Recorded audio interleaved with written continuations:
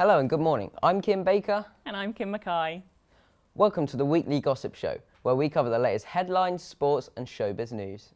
So today the new LG TV comes out, Liverpool beat Manchester City and the Queen advises how to wear a crown. This week's news. This year's CS Trade Fair has provided many new prototypes for audiences to be dazzled by. However, LG made an impression this year by unveiling their first attempt on a rollable TV screen.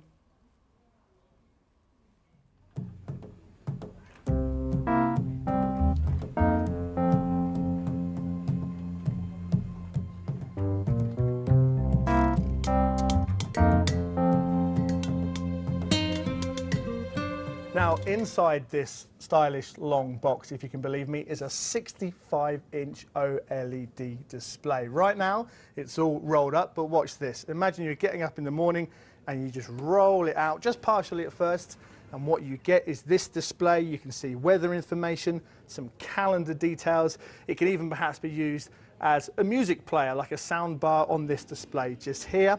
When you're ready to watch a full program, look at this. You just make it rise and you can watch it as if it was a normal high quality 4K television. Why would I want one of these displays in my home instead of just a normal television?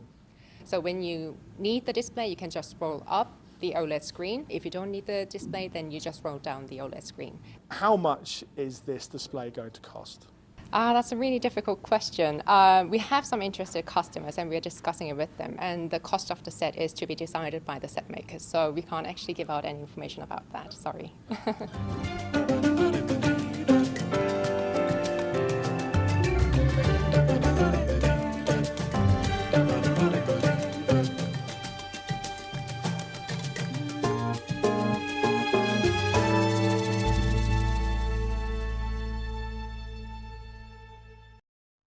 The prototype unveiled showed the audience how the screen folds up inside a cabinet and rolls out when it's turned on. The TV can also be used in multiple ways, such as displaying local information, such as weather and personal details from a calendar. These are all within the apps. As a prototype, there is no estimated cost yet, but will be decided by the cost makers and the price will be released in the near future. To sport now. Manchester City suffered their first league defeat of the season, losing 4-3 at Anfield. Liverpool took the lead inside the first 10 minutes through Alex Oxlade-Chamberlain, but the league leaders equalised with Leroy Sané's 10th goal of the season. The hosts put the game out of reach in space of the first 10 minutes with goals from Liverpool's front three. City set up the grandstand finish with 2 goals in the closing minutes, but it wasn't enough as Liverpool ran out 4-3 winners.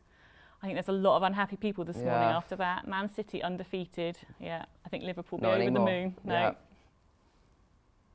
Sticking with football and Bournemouth, they shocked Arsenal in the Premier League yesterday, extending their unbeaten league run to 5 matches. And to tennis now, and Britain's Carl Edmund has progressed to the second round of the Australian Open. The 23-year-old beat 11th seed Kevin Anderson in 5 sets and will now face Dennis Istomin.